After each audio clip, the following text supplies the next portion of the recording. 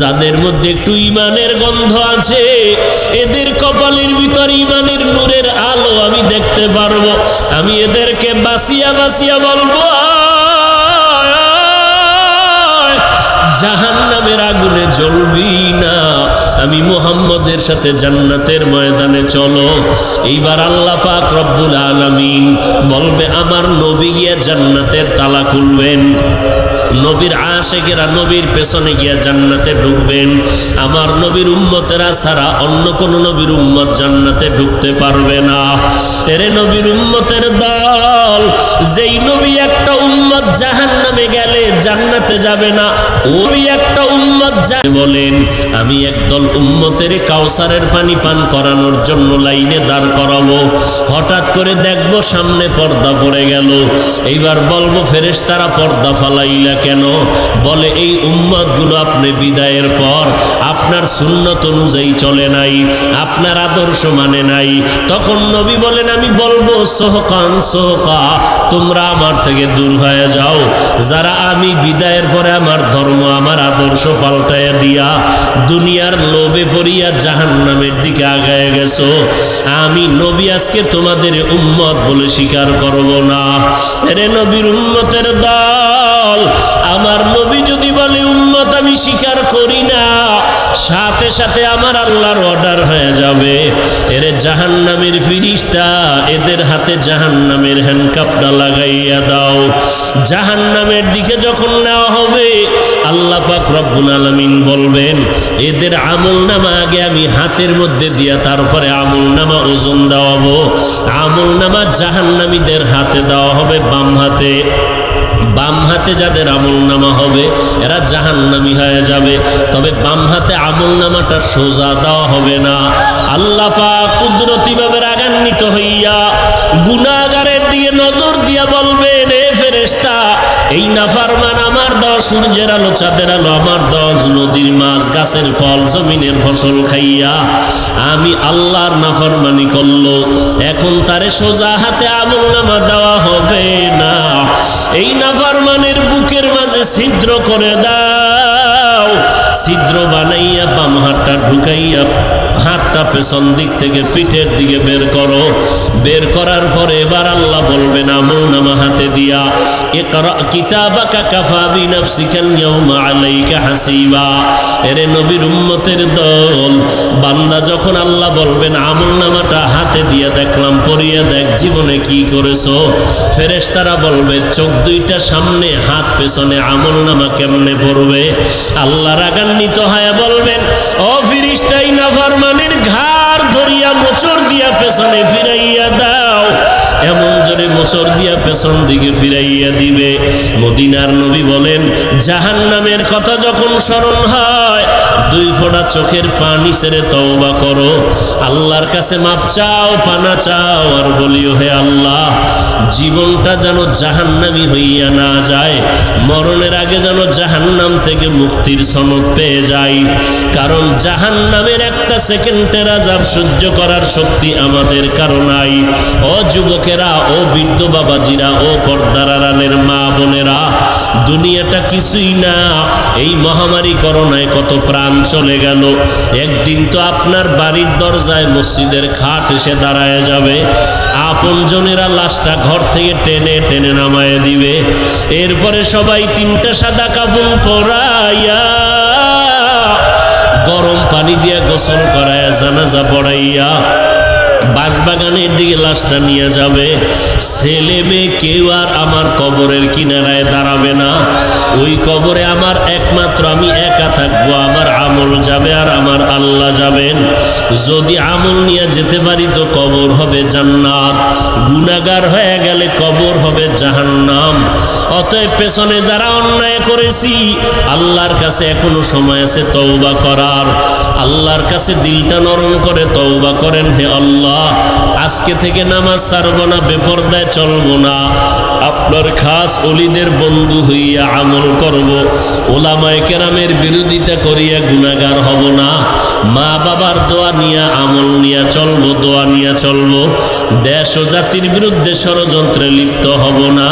তওবা করার যদি নিয়ত হয়, খাঁটি তওবার নিয়তে দুটো হাত আমার আল্লাহকে দেখাইয়া দেই। আয় আল্লাহ, আমাদের হাতগুলো কবুল করে নেন, তওবাগুলো কবুল করে নেন, তওবার উপরে মজবুত হইয়া চলার তৌফিক দান করেন, আমিন। কারণ আমরা নবী পাই নাই, নবীর ওয়ারিস ওলামায়ে আহলে হক। এদেরকে দেখে দেখে আমরা তৃপ্তি নিব, এদের পেছনে নামাজ পড়ব, এদের বয়ান শুনব। নবীজির সামনে বসে যে বরকত আল্লাহ তা দিয়ে দিবেন।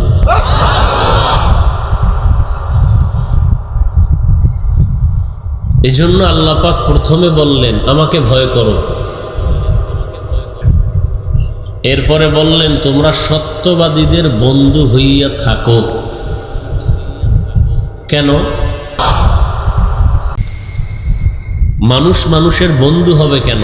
এক নাম্বার, সচরাচর যে শব্দটা ব্যবহার হয়, একজন আর একজনের বন্ধু হইয়া থাকে কেন? সহযোগিতার জন্য। কিসের জন্য? বন্ধু আমাকে সহযোগিতা না করলে আমি তার সাথে মোহব্বত রাখবো না। চাই সে একটা কথা দিয়ে সহযোগিতা করুক, পরামর্শ দিয়ে করুক। আর উভয় জগতের লাইনে যিনি পরামর্শ দিয়ে আমাদেরকে সুন্দর জীবন উপহার দিবেন, এই বন্ধু তো আরো ভালো। আর এই বন্ধু ছাড়া দুনিয়ার লাইন যেমন অসম্ভব, আখেরাতের লাইন তো আরো অসম্ভব। দুনিয়াতে একজনে লেখাপড়া করে এমবিবিএস ডাক্তার, সেই ডাক্তার সাহেব অভিজ্ঞ ডাক্তারের প্র্যাকটিক্যাল ট্রেনিং ছাড়া বড় ডাক্তার হতে পারে না। এই কথাটা বুঝতে কি আপনাদের কষ্ট হয়? ইঞ্জিনিয়ার লেখাপড়া করে সার্টিফিকেট রেডি, বুয়েটের ইঞ্জিনিয়ার, কিন্তু এরপরও সে যথেষ্ট দামি ইঞ্জিনিয়ার হতে হলে একজন অভিজ্ঞ ইঞ্জিনিয়ারের শরণাপন্ন হইয়া তাকে মুরব্বি মাইনা এরপরে তার সোহবতে সময় দিলে সে হবে বড় ইঞ্জিনিয়ার।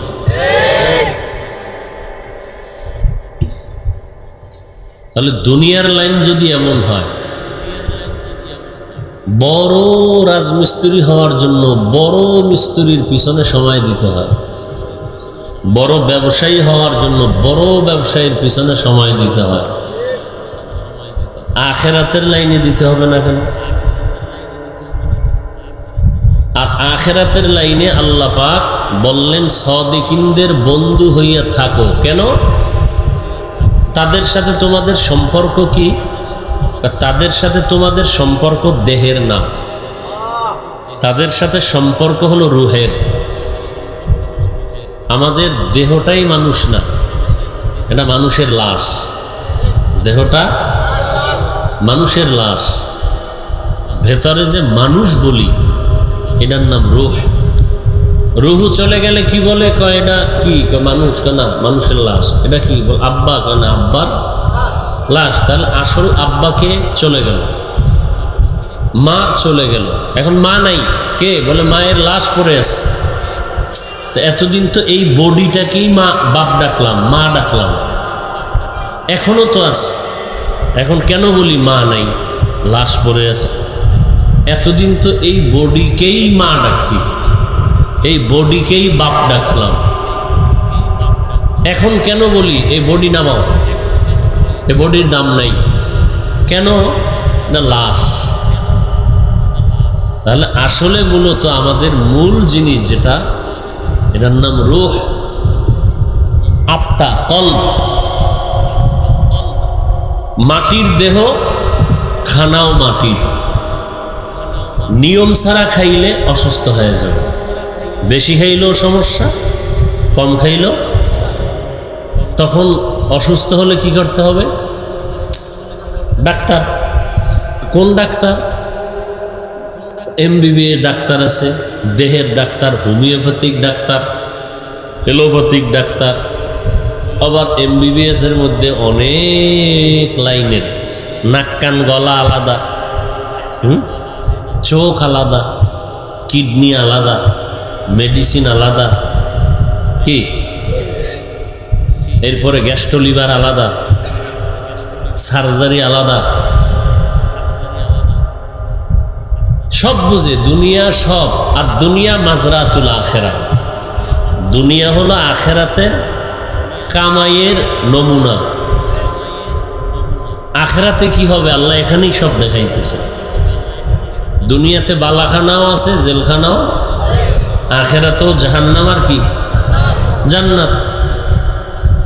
কেউ জেলখানায় কান্দে, কেউ বালাখানায় বইয়া আরামে। আমরা গরমে মরি, তারা এসির বাতাস খায়।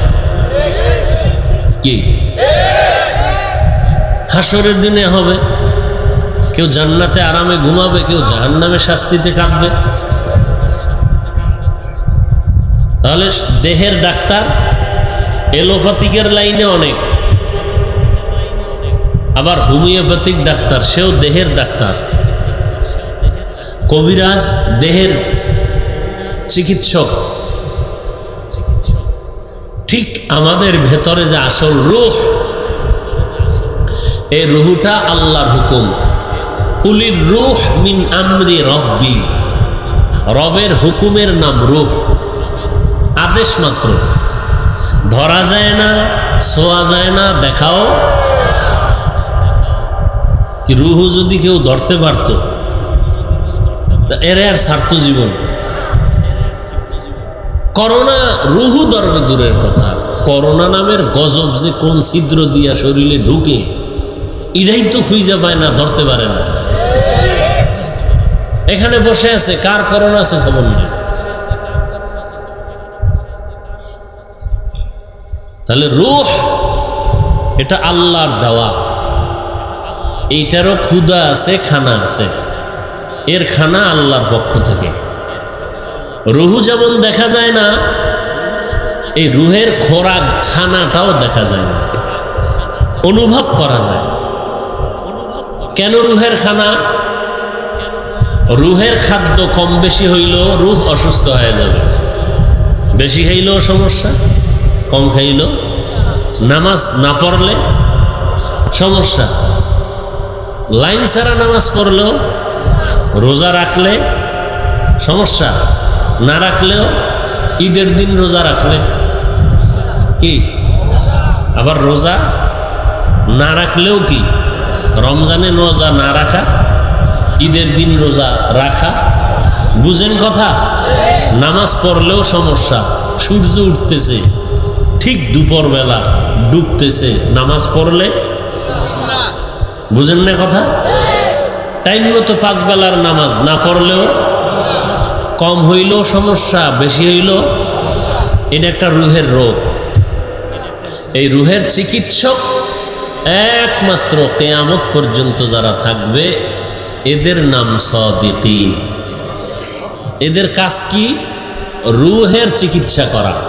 কলবের কি দিয়ে চিকিৎসা করবে? মেডিসিন আল্লাহর পক্ষ থেকে।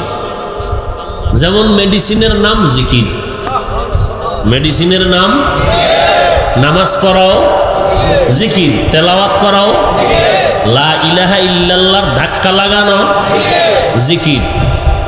এর মধ্যে আসল কোনটা? আসল হলো আল্লাহর নামের ধাক্কা দেওয়া, এটা হল আসল জিকির। এটা কলবের কথা, বুঝেন নাই? এখন চিকিৎসক দেখবে অ্যান্টিবায়োটিক এখনই দিব না নরমাল দিব। সাদিকিনদের বন্ধু হও, তোমার কলবের চিকিৎসা করো। তার সাথে বন্ধুত্ব রাখো ততক্ষণ তোমার কলবের চিকিৎসা শেষ না হবে যতক্ষণ। সাদিকিনদের সাথে বন্ধুত্ব করার একটাই কারণ, আমার কলবের চিকিৎসা করা। যেই চিকিৎসা আমি একা একা পারবো না। সাবান আছে, জামা আছে, পানি আছে। জামায় ময়লা, এখন জামা ধুইতে হবে। সাবানও আছে, পানিও আছে, জামাও সব এক জায়গায় থুয়ে দিলাম। সাবান, পানি, জামা রেখে দিলাম, পরিষ্কার হবে? এখানে আরেকজন লাগবে নি? না নিজে নিজে হবে? আরেকজন আর পরিষ্কার করতে হবে, কথা ঠিক? ঠিক কলবের রোগ, একা একা কোনো দিন পরিষ্কার করা, আর একজনের মাধ্যমে পরিষ্কার করাইতে হবে। আপনি করবেন কেমনে? আপনার দাড়ি নাই, আপনার কলব না পাক। আপনি সুদ খাইতেছেন, আপনার কলব না পাক। আপনি ঘুষ খাইতেছেন, আপনার কলব না পাক। তাহলে আপনি কার কাছে যাবেন? যে ঘুষ খায় না তাকে মনে করতে হবে আপনার থেকে ভালো, যে নামাজ ছাড়ে না সে আপনার থেকে ভালো। আবার এই জমিনের মধ্যে সব থেকে ভালো সাদিকিন, সত্যবাদী। সত্যবাদী মানে শুধু সত্য কথা বলে এমন না, পৃথিবীর শ্রেষ্ঠ সত্যবাদী রহমতুল্লিল। কেমন সত্যবাদী? 63 বছর জীবনে একটাও মিথ্যা কথা বলেননি।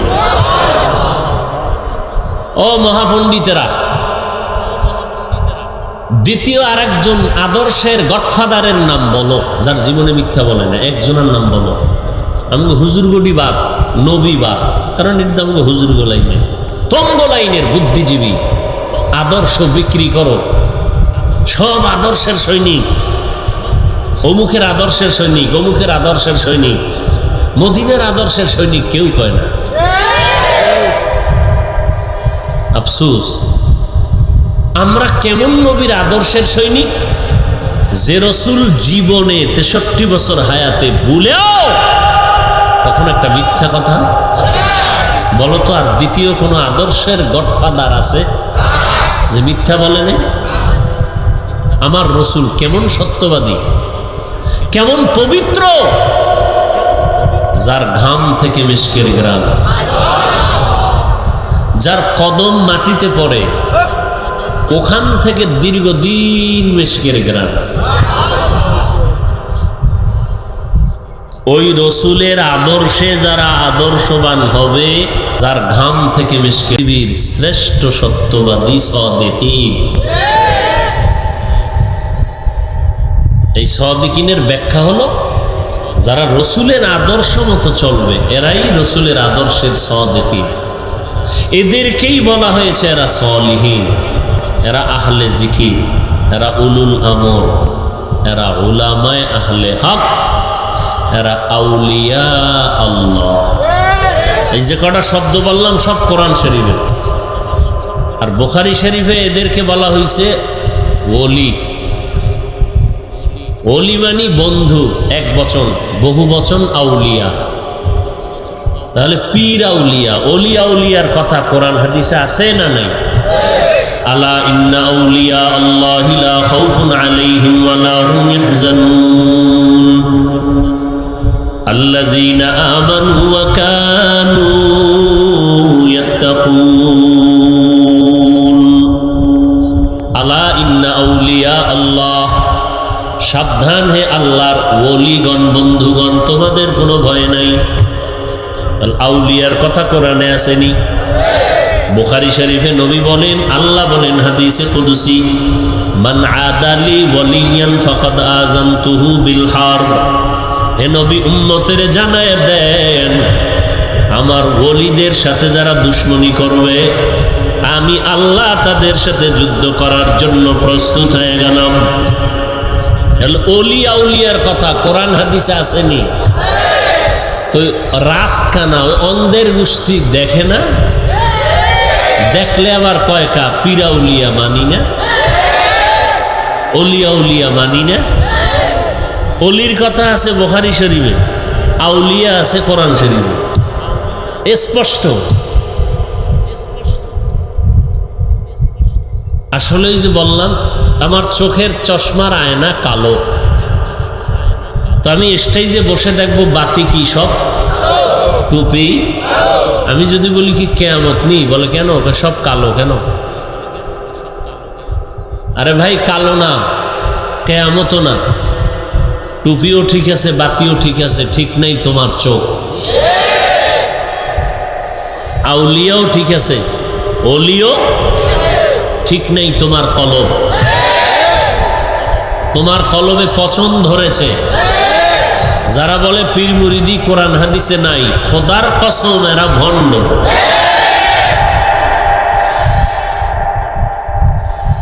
আবার অনেকে কি বলে কেন পীর, আবার পীর ধর্ম কেন? তা মা বাপ যদি বড় পীর হয়, স্কুলে পড়াও কেন? মা বাপ পড়াইব। আমরা সিফা দিয়ে আঙ্গুল দিলি সব দোষ হুজুর, আকাম করবে আর আমরা ধরাই দিলে দোষ। মা বাপ বড় পীর, আবার পীরের কাছে যাব কেন? এতক্ষণ কি বললাম? সত্যবাদী আল্লাহওয়ালাদের কাছে যাব কেন? তাদের বন্ধু হব কেন? কি এতক্ষণ বলছি না? কাজটা কি? কলবের চিকিৎসার জন্য। বলে কলবের রোগ হয়েছে নি? বলে হ্যাঁ। কেমনে রোগ হয়? قال النبي صلى الله عليه وآله وسلم ما من مولود إلا يولد على الفطرة فأبواه يهودانه أو ينصرانه أو يمجسانه إلى آخر الحديث أو كما قال النبي عليه الصلاة والسلام। মদিনার নবী বলেন, উম্মতের দল, জমিনের মধ্যে যত বাচ্চা ভূমিষ্ঠ হয় ঈমানের আলো নিয়ে ভূমিষ্ঠ হয়। মা বাবায় তারে মূর্তি পূজারি বানায়, অগ্নি পূজারি বানায়, মা বাবায় তারে গায়রুল্লাহর গোলাম বানায়। কে? কারে? মা বাপ বড় পীর না? মা বাবায় রসুল কয়, মা বাবায় বানায় সন্তানের অগ্নি পূজারি, মা বাবায় বানায় গ্রামীণ ব্যাংকের সদস্য, মা বাবায় সুদের কারবার শিখায়, মা বাবায় মিথ্যা কথা শিখায়। হুজুরা কইলেন কি কোনো মা বাপ কি সন্তানের মিথ্যা শিখায়নি? আমি খোদার কসম শিখায়। আপনার বুঝার ভুল। যেমন আপনি স্বামী আর স্ত্রী ঝগড়া করেন, মিশা কথা কয়া কয়া ঝগড়া করেন, সন্তান পাশে আসেনি, এটি শিখেনি, তাহলে আপনি শিখাইতেছেন না সন্তানের? সন্তানের সামনে বয়ে তর্ক করেন কেন স্বামী স্ত্রী?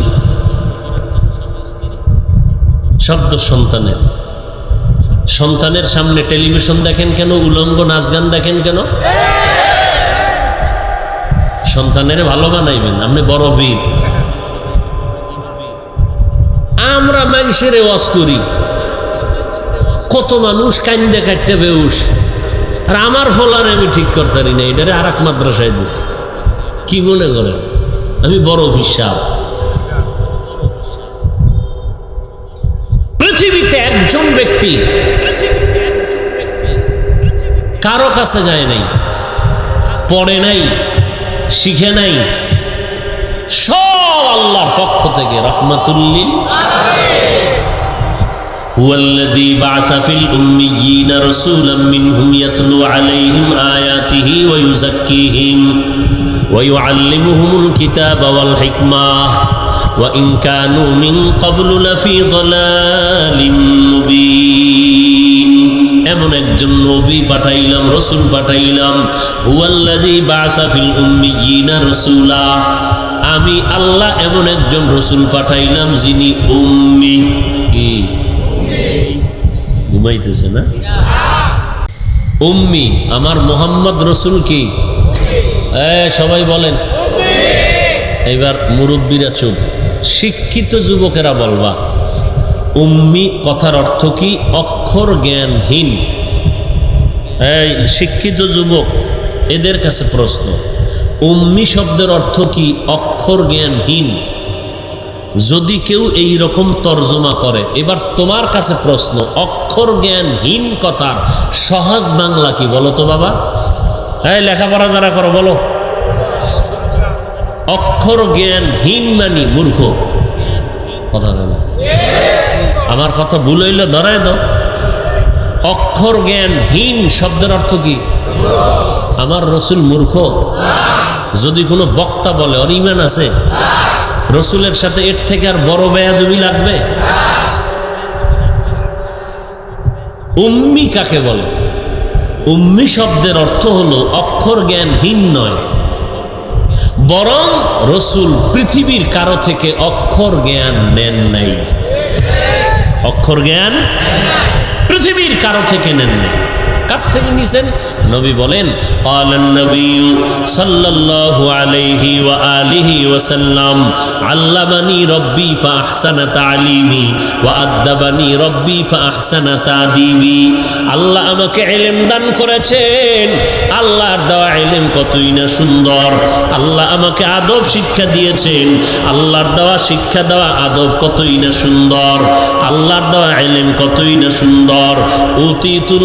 উতিতু ইলমাল আউয়ালিন ওয়াল আখিরিন, শুরু এবং শেষের ইলম আল্লাহ আমাকে দান করেছেন। তার মানে আদম নবী থেকে যত ইলম আল্লাহ দিয়েছেন ঈসা নবী পর্যন্ত সব আমার আল্লাহ কোরআনের মধ্যে জমা করে সব দিয়েছেন। বুঝা গেল? অনেক না? অনেক না? কিন্তু কারো কাছে নবীজি কারো কাছে পড়ে নাই, পড়ছে? এবার আল্লাহ কি কয়? অমা উতিতুম মিনাল ইলমি ইল্লা কালিলা। ও মুহাম্মদ নবী, আপনাকে আমি ইলম দিয়েছি খুব সামান্য। আল্লাহ যদি কয় সামান্য, এটা কি পরিমাণ সামান্য, আর কি পরিমাণ ইলম আল্লাহর কাছে এক্সট্রা জমা আছে। এই জন্য নবীরে আল্লাহ দোয়া শিখায়, নবী আপনাকে ইলম দিছি খুব কম, এবার আপনি তো ইলম লাগবে, একটু বাড়ান লাগবো, আপনি একটা দোয়া পড়েন। কি? আল্লাহুম্মা রব্বি জিদনি ইলমা, রব্বি জিদনি ইলমা, রব্বি জিদনি ইলমা। নবীও এই দোয়া পড়তেছেন, ও আল্লাহ আমার ইলম বাড়ায়া দাও, আমার বাচ্চাটাও মাদ্রাসায় গিয়া পড়ে রব্বি জিদনি ইলমা। যতবার বলবে রব্বি জিদনি ইলমা, আল্লাহ ইলমের দরজা খুলে দিবেন, জ্ঞান দিন দিন বাড়তে থাকবে। এই জ্ঞান বাধা দিবে শয়তান, কিন্তু ছাত্রটা আমার ছেলেটা যখন মাদ্রাসায় যায়, যাইয়াই শয়তানের দূর করে। আউযু বিল্লাহি মিনাশ শাইতানির রাজিম। ও মালিক, শয়তানের ধোঁকার থেকে তোমার কাছে পানাহ চাই। এইবার বলে রব্বি জিদনি ইলমা, তুমি আমার ইলম বাড়াইয়া দাও। আল্লাহ ইলম এত পরিমাণ বাড়ায় দেয়, ওলামায়ে আহলে হক কোরআন হাদিস দিয়ে বয়ান করে, এমন এমন কিছু কথা আল্লাহ জবানে বের করে দেয়, মানুষগুলো শিক্ষিতরাও কিতাব তালাশ করে পায় না। ইলমেরা জাজু করদান বেহিসাব, খলকেরা দাদান জবাবে বাসওয়াব, হক না দারাত দোস্তে খলকা জারেরা, নিস্তে ই খসলত একে দিনদারেরা। আল্লাহ বলেন আমাকে ভয় করো, আমার ভয় না থাকলে তুমি সাদিকিনদের বন্ধু হইতে পারবা না। এই জন্য এক নম্বরে আমার ভয় অন্তরে জমা করো, আর আমার ভয়ের মাধ্যমে তুমি সত্যবাদীদের বন্ধু হয়ে যাও। রসুলের আদর্শওয়ালা সাদিকিন, সলিহিন, নেককার, উলামায়ে আহলে হক, এদের বন্ধু হইয়া থাকো, এদের পরামর্শ নিয়ে জীবন চালাও। এরা তোমাকে মন গড়া কিছু বলবে না, এরা মদিনাওয়ালার প্রেসক্রিপশনটাকে তোমাকে সুন্দর করে বুঝাইয়া দিবে। তুমি মদিনাওয়ালার প্রেসক্রিপশন নিয়ে ঔষধ সেবন করবা, সুন্নতের আমল করবা। কিয়ামতের আগের দিন পর্যন্ত যদি রসুলের সুন্নত ধরে রাখো, কোনো বিপদ তোমাকে গ্রাস করতে পারবে না। এর নাম সোহবত, আল্লাহওয়ালাদের সাথে সম্পর্ক রাখা। কারণটা কি? আগুনের কাছে গেলে গরম দরকার তো আগুনের কাছে যাও, ঠান্ডা দরকার বরফের কাছে যাও, পানির দরকার পানির কূপের কিনারায় যাও। আল্লাহকে যদি তোমার প্রয়োজন হয়, এই জমিনের মধ্যে একজন মানুষ আছে দোকানওয়ালা, রাজনীতিওয়ালা, ক্ষমতাওয়ালা আছে না? আর এক দল মানুষ একমাত্র তারা আল্লাহওয়ালা। কিওয়ালা? আল্লাহওয়ালা। এই আল্লাহওয়ালাদের কাছে যাও। ক্ষমতাওয়ালাদের কাছে গেলে ক্ষমতার ঘ্রাণ, কি? দোকানওয়ালার কাছে গেলে দোকানের ঘ্রাণ, আর আল্লাহওয়ালাদের কাছে গেলে আমার আল্লাহর কুদরতের ঘ্রাণ। আল্লাহওয়ালার কাছে যাও। হাকিমুল উম্মত, মুজাদ্দিদুল মিল্লাত, শাহ আশরাফ আলী থানভী রহমাতুল্লাহ আলাইহি, উম্মতের রুহানি ডাক্তার বলে, কলবের ডাক্তার। ভারত থেকে আসছিলেন বাংলাদেশে। বাংলাদেশের উলামায়ে কেরাম প্রশ্ন করেছিলেন, হযরত নবীজির হাদিস আছে কি, মায়ের দিকে বাবার দিকে সন্তান যদি নেক নজরে তাকায় কবুল হজের সওয়াব, বাইতুল্লাহর জিয়ারতের সওয়াব পাওয়া যায়। আচ্ছা, আমরা যে আল্লাহ আল্লাহর দিকে তাকাই, আমরা কি পাবো? কথা বুঝেন নাই? মা বাবার দিকে তাকাইলে কি পায়? বাইতুল্লাহর জিয়ারতের সওয়াব বা বাইতুল্লাহ পায়, কথার কথা। আমরা যে আল্লাহ আল্লাহর দিকে তাকাবো, তাকাইলে কি পাবো? হাকিমুল উম্মত থানভী রহমাতুল্লাহ আলাইহি বলেন, উলামায়ে আহলে হক মা বাবার দিকে সন্তান তাকাইলে বাইতুল্লাহ পায়, বাইতুল্লাহর জিয়ারত পায়। আর যারা আল্লাহওয়ালাদের দিকে তাকাইবে তারা বাইতুল্লাহ পাইবে না, বাইতুল্লাহর মালিকের পেয়ে যাবে। সোহবতে সালে তোরা সালেহ কুনাত, সোহবতে তলে তোরা তলে কুনাত জমানা, সোহবতে বা আউলিয়া বেহতে রসদ সালাত বেরিয়া। বয়ান তো সবাই করে, কি বয়ান সবাই করে, ইমামতি তো অনেক হুজুরেরাই করে। কেউ কোরআন তেলাওয়াত করলে পেছনের মুক্তাদিদের চোখের পানি পড়ে। কি মনে করছে? পুলিশে আসামি দইরা থানায় নিয়ে এমন ভিড়া লাগাইছে, কান্না নাই, শুধু হাউকাউয়ের আওয়াজ, চোখে কোনো পানি নাই। এত বেতের বাড়ি দেওয়া হয়, পুলিশ এত পিটায়, এরপরও আসামির চোখে কি নাই? শুধু হাউকাউয়ের আওয়াজ। ওয়াজের প্যান্ডেলে বসছেন, একজন আল্লাহওয়ালা বয়ান করেন, 200 হাত দূরে বয়া কিছু আল্লাহর বান্দারা চোখের পানি ছেড়ে কান্না করেন, যুবক কান্না করে। এরে কাশীপুরের মুসলমান, আল্লাহ বিবেক দিছে, বেঈমানি করবা না, একটু জবাব দাও রে বাবা। পুলিশে আসামি নিয়া থানায় নিয়ে এমন বেত্রাঘাত করে, কান্না নাই। আর একজন আল্লাহওয়ালা বয়ান করলে ময়দানের মধ্যে মানুষ কান্না করে, একটু বলো তারে কে বেত দিয়া মারলো? हकीकत से तो दुनिया बेखबर है, दुनिया की नुमाइश पर नजर है। नमी गुयम के आज दुनिया जुदा बाश, बहर कारे के बाशी बा खुदाबाश। मोहब्बत মানুষকে অন্ধ বানায় দেয়, मोहब्बत মানুষকে অন্ধ বানায় দেয়। নবীজির একজন আশেক সাহাবী খেজুরের বাগানে পাত্র নিয়ে পানি উঠাইয়া বাগানে দেয়। নবীর এত পরিমাণ আশেক, হঠাৎ কানের মধ্যে একটা আওয়াজ আসলো, মদিনার নবীর নাই। সাহাবী খেজুরের বাগানের মধ্যে দাঁড়াইয়া পানি দেওয়ার পাত্রটারে ফালাইয়া আসমানের দিকে তাকায় বলেন, হে মালিক, এই দুইটা চক্ষু রিজার্ভ করে রেখেছিলাম, মদিনাওয়ালাকে শুধু দেখবো আর কলিজা ঠান্ডা করব, কারণ মদিনাওয়ালাকে দেখলে 1 সপ্তাহের ক্ষুধা নিবারণ হয়ে যায়। কেমন মদিনার নবী! হ্যাঁ, আজকে দেখেন আমরা তো গুনাহগার, হিসাবের বাইরের মানুষ, জাহান্নামের লাকড়ি। এরপরও আল্লাহর শুকর আদায়ার্থে বলছি যে এই যে মানুষগুলো বালুর মধ্যে বসে আছে, কি এখানে না টাকা পাইব না খানা পাইবে, কিচ্ছু পাবে না, বরং কিছু টাকা রেখেও দেওয়া হলো।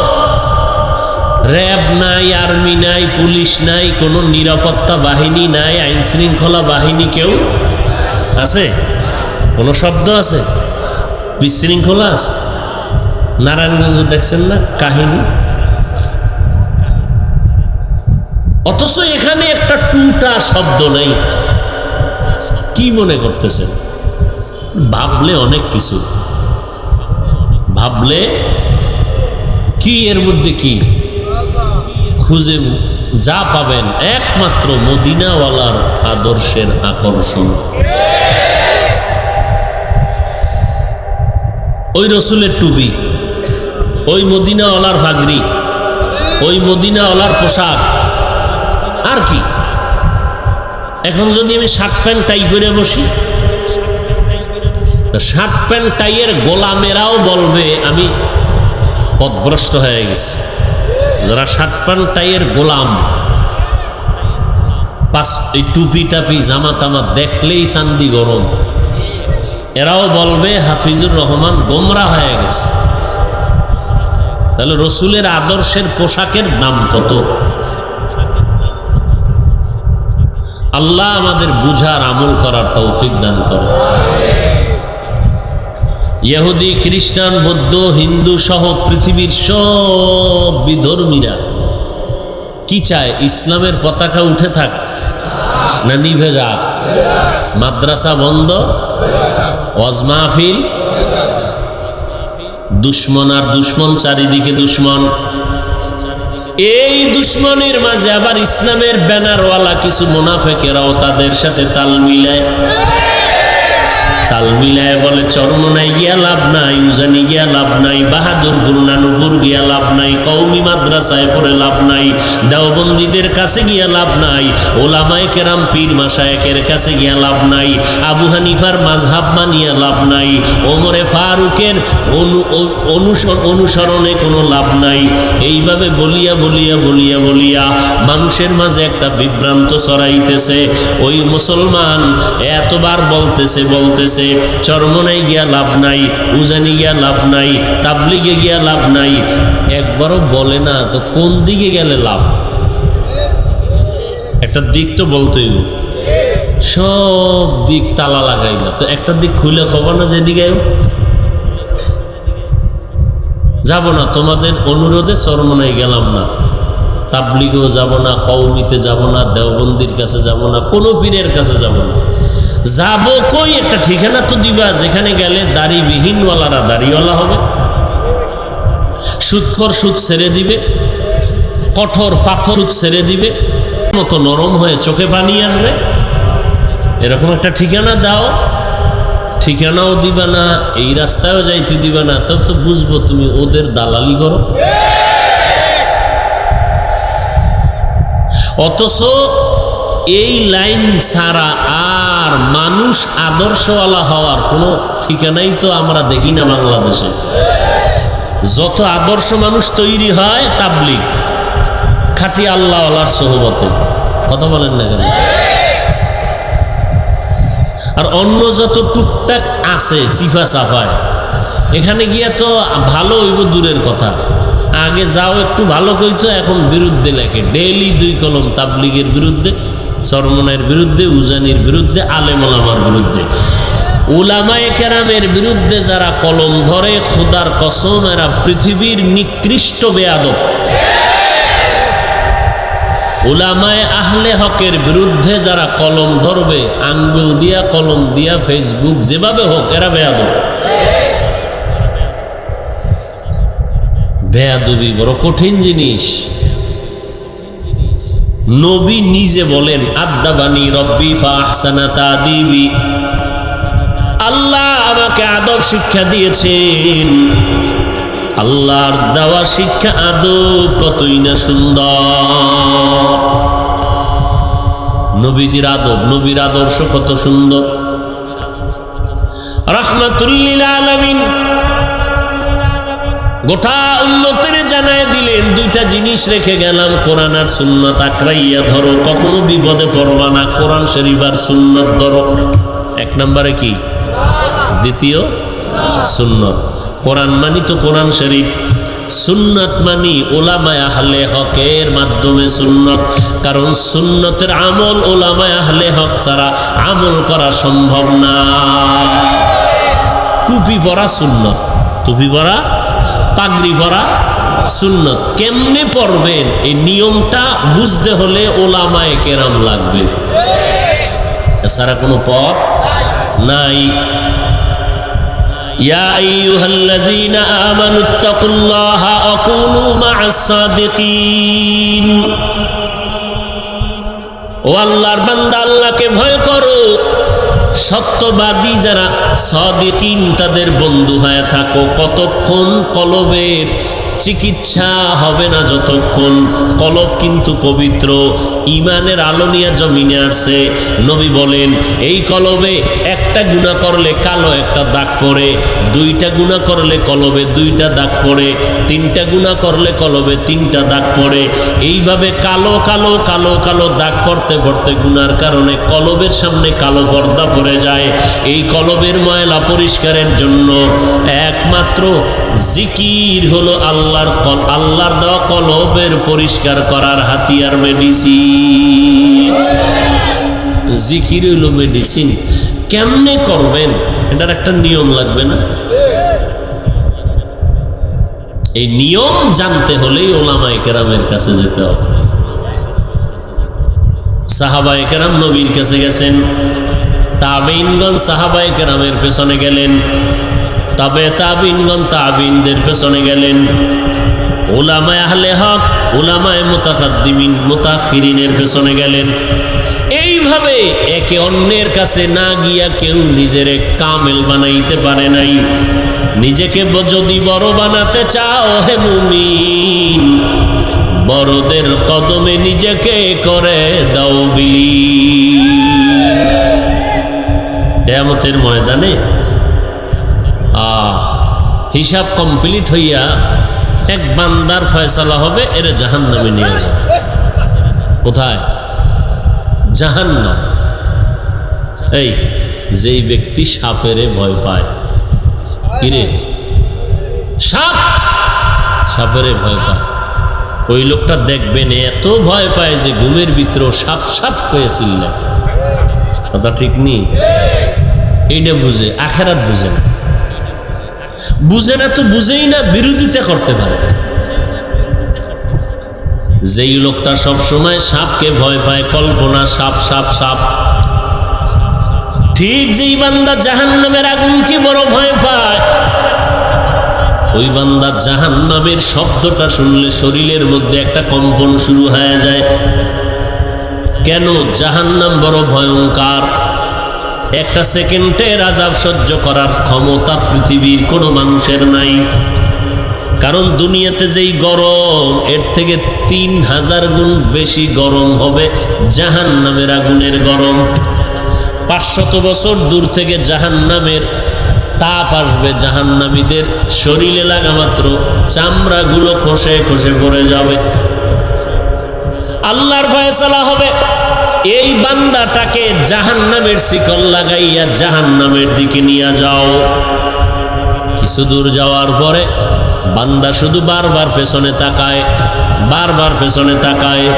আমার আল্লাহ তো রহমান, আমার আল্লাহ তো বড় রহিম। দুনিয়াতে রহমান নামের চাদর বিছায় দিলেন, কিয়ামতের ময়দানে রহিম নামের চাদর বিছায় বলবেন আমার মতো রহিম আজকে হাসরের মাঠে কেউ নাই। আল্লাহ বলবে ফেরেশতারা দাঁড়াও, এই জাহান্নামী বান্দাটা পেছন দিকে কেন বারবার ফিরে চায়? মনে হয় আমি তো কলবের খবর জানি, আমি তো গাইবের মালিক। ওই বান্দা আমার দিকে তাকায়, দেখেনি আমি রহিম নামের চাদর একটু ওরে ডাইকা লই। এখন ওর ডাকার মতো কোনো রাস্তা আসেনি। ফেরেশতারা আল্লাহ কেমনে কই? আমল নামাটা একটু তালাশ করো, আমল নামার মধ্যে দেখো ইলমের কোনো অধ্যায় তার মধ্যে আসেনি, ইলম শিখছে। এবার ফেরেশতারা তালাশ করে দেখবে নাই, ইলম নাই। তাহলে ইলমের মজলিসে বসছে কিনা? কয় না, বসে নাই। কথা দেখো আলেমের সাথে কোনো সম্পর্ক আসেনি। এবার ফেরেশতারা তালাশ করে দেখবে আলেমের কাছেও কোনো সম্পর্ক নাই। শেষ আল্লাহ ডেকে বলবে দেখ এই বান্দাটার এমন কোনো বন্ধু আছেনি যার সাথে আলেমের সম্পর্ক আছে। এবার তালাশ করে দেখবে এই বান্দার একজন বন্ধু আছে যার সাথে উলামায়ে আহলে হকের সম্পর্ক আছে। আমার আল্লাহ বলবে আয় আয়, এই বান্দার হাতের থেকে জাহান্নামের শিকলটা খুলিয়া দাও। আমার বান্দা আমার রহমতের আশায় আমার দিকে তাকায় আছে। এই বান্দাটারে এখন স্বাগতম দিয়া জান্নাতের দরজার দিকে নিয়ে যাও। আমার আল্লাহ কেমন দয়াময়। আলেমের সাথে সম্পর্ক করো, বান্দা আলেমের সাথে যার সম্পর্ক আছে তার সাথে সম্পর্ক লাগাও। এরে আল্লাহর বান্দা, সারা দুনিয়ার দুশ্মনরা কোরআনের বিরুদ্ধে, ইসলামের বিরুদ্ধে, দ্বীনের বিরুদ্ধে, নবীর বিরুদ্ধে। এরপরও আমরা যারা কোরআনওয়ালা, টুপিওয়ালা, নামাজি, আলহামদুলিল্লাহ এখনো তো আমরা সম্মানেই আছি। কি এত দুশ্মন, মুনাফিক পেছনে লাগানো, পায়ে পায়ে পায়ে পায়ে দুশ্মন। একটা কথা উল্টা পাল্টা হইলে বাসায় যাওয়ার আগে এটা ভাইরাল করে দেয়। এত পায়ে পায়ে দুশ্মন লাগানো, টাকা দিয়া ভাড়া কইরা হাফিজুর রহমানের পেছনে লোক পাঠায় দেয়। তোর যত আমগো সামনে পেশ করবি, একটু দেখ এদের বদনাম করা যায়নি, চরমনের বদনাম করা যায়নি, তাবলিগের কোনো বদনাম ছড়ানো যায়নি, দেওবন্দীদের কোনো বদনাম ছড়ানো যায়নি। এত কিছুর পরেও আলহামদুলিল্লাহ আমাদের সম্মান কমতেছে না বাড়তেছে? আল্লাহ বিবেক দিছে, চিন্তা করেন। এত দুশ্মনের মাঝেও যদি রসুলের আদর্শওয়ালাদের আপনাদের চোখের সামনে এতটাই সম্মান হয়, হাসরের ময়দানে যেদিন আমার ক্ষমতা আমার আল্লাহর থাকবে একক, যেদিন আল্লাহ বলবেন লিমানিল মুলকুল ইয়াউম লিল্লাহিল ওয়াহিদিল কাহ্হার, আজকের দিনের রাজত্বটা কার? আল্লাহ পাক এত জোরে বিকট আওয়াজ কুদরতের জবানে দিবেন, আল্লাহ পাকের আওয়াজে হাসরের ময়দানটা থরথর করে কেঁপে উঠবে। আল্লাহ পাক রব্বুল আলামিনের আওয়াজে কেউ জবাব দিবে না, আল্লাহ নিজেই জবাব দিয়ে বলবেন মহারাগে রাগান্বিত আল্লাহর। আল্লাহ পাকের সেদিন ক্ষমতা থাকবে একক। আজকে দুনিয়াতে হাজারো লাখো কোটি দুশ্মনের মাঝে নবীর আদর্শওয়ালাদের যদি এত পরিমাণ সম্মান হয়, আল্লাহওয়ালাদের যদি এত সম্মান হয়, আমরা তো দুনিয়ার গোলামি করি না, আল্লাহর গোলামি করি।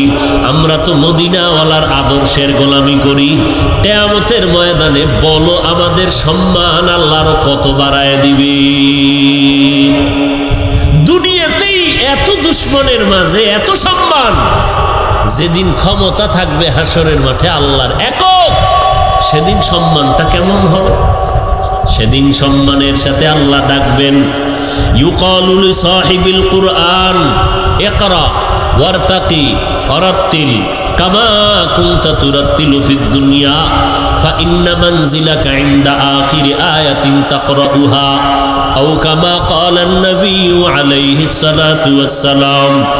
এই কোরআন পড়নেওয়ালারা, এ কোরআনের ইলমওয়ালারা, দুনিয়াতে কোরআন তেলাওয়াত করছো, কোরআন শরীফের সূরা ফাতিহা পড়ছো, আমি আল্লাহকে পাওনায় শুনাইতে পারো নাই। আজকে যেই কোরআনটা আমি আল্লাহর কালাম, এটা তো দুনিয়ার আর কারো কথা না, আমি মাওলা পাকের কুদরতের কথা। আজকে বান্দা তুই পড়বি, আমি আল্লাহ কুদরতের কান লাগায় শুনবো। একটা একটা আয়াত পর, একতলা একতলা বিল্ডিংয়ে উঠতে থাক, কোরআন শরীফের শেষ পর্যন্ত পড়বি, শেষ বিল্ডিং এর উপরে তুই উঠে যাবি। ক্বালান নবিয়্যু সাল্লাল্লাহু আলাইহি ওয়া আলিহি ওয়াসাল্লাম মান ক্বারাআল কুরআন ফাস্তাযহারাহু ফাআহাল্লা হালালা ওয়া হাররামা হারামা আদখালাহুল্লাহুল জান্নাহ ওয়া শাফাআহু ফি আশরাতিন মিন আহলি বাইতিহি কুল্লুহুম ক্বাদ ওয়াজাবাত লাহুন নার। আল্লাহ তাআলা বলবেন, হে কোরআনওয়ালারা, ও উলামায়ে আহলে হক, আসো, যাও তোমরা জান্নাতের ময়দানে যাও। তবে একা যাইও না, তুমি কোরআনের আলেম হওয়ার জন্য তুমি নিজে টাকা দিয়া মাদ্রাসায় পড়তে পারো নাই, তোমার পেছনে এলাকার কিছু লোক টাকা দিয়েছে। ঈদের দিন একটা জামা কিনতে পারো নাই, কত লোক তোমারে জামা কিনিয়ে দিছে। কোরআন শরীফ কেনার টাকা তোমার ছিল না, তোর বাবাই রিক্সা চালাইয়া তোর মাদ্রাসায় পড়ার বেতন দিত, মাদ্রাসার খোরাকির টাকা দিতে পারত না। যেই মানুষগুলো তোরে এক বেলা খানা খাওয়াইছে, কোরআনওয়ালা, যেই মানুষগুলো তোরে এক গ্লাস পানি পান করাইছে, যেই মানুষগুলো তোরে একটা মশারি কিনিয়ে দিছে, ওদেরকে ডাক। আমি আল্লাহ আজকে স্পেশাল পাওয়ার দিয়ে দিলাম, তুমি একা জান্নাতে যাবা না, আরো 10 জনকে সুপারিশ করো, তাদেরকেও জান্নাতে দিয়ে দিব। আল্লাহ তাআলা মোহাব্বতের সাথে ডাকবেন, ও আমার আদরের গোলামেরা, দুনিয়ার কষ্টের মধ্যে যারা আমি আল্লাহকে ভুলো নাই, গরমের মধ্যেও বান্দা মসজিদে যাওয়া ভুলো নাই, রাতের বেলা সবাই ঘুমায় গেছে, তুই বান্দা ঘুমাও নাই, আমি আল্লাহ প্রথম আসমানে আইসা হাজির। আমি আল্লাহ আইসা ডাকলাম, আলা মিন মুস্তাগফিরিন ফাগফির আলাহ, এরে গুনাহগারের দল, জীবনটা যারা গুনায় কাটাইছো এখন তওবা করো। মানুষ ঘুমায় গেছে, লাইনটা বড় ক্লিয়ার।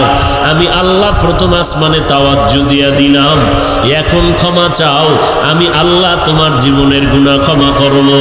দুনিয়ার কষ্টের ভিতরেও যারা আমি আল্লাহকে ভুলো নাই, আজকে আমি আল্লাহ তোমাদের সাথে কষ্টের সব কিছু দূর করে দিব। ও বান্দা, আগে যাও, সূর্যের তাপ যেন তোমাদের শরীরের মধ্যে না লাগে। দুনিয়াতে সূর্যের তাপের মধ্যে থাকিয়াও জিকির বন্ধ করো নাই, গরমের মধ্যে থাকিয়াও নামাজ ছাড়ো নাই, শীতের মধ্যে ফজরের সময় ঠান্ডা পানি দিয়া ওযু বানাইয়া নামাজ পড়ছো রে বান্দা, এত কষ্ট করেছো, আজকে যেন হাসরের ময়দানের কোনো কষ্ট তোমাকে স্পর্শ না করে। জলদি করে যাও, সূর্যের গরম লাগার আগে আমার ডান দিকে নূরের তৈরি আরশে আজিম, ওই আরশে আজিমের ছায়ার নিচে গিয়া তোমরা আশ্রয় নাও।